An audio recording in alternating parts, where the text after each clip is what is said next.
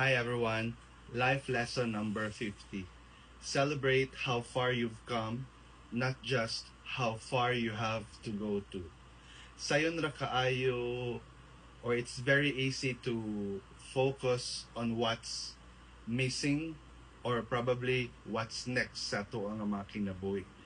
But apart from all these things, we should not forget to honor our self-growth. It is very important yun nga. You have to acknowledge nga, you have done so much for the past pila ka mga years, no? And yan na siya. You have to focus on that one kay sometimes mag mental breakdown ta tungod ana nga you're something not good in these things, but malimtan na to nga naatay something nga daghan pong gipangbuhat nga maayo pod para sa ato ang kaugalingon.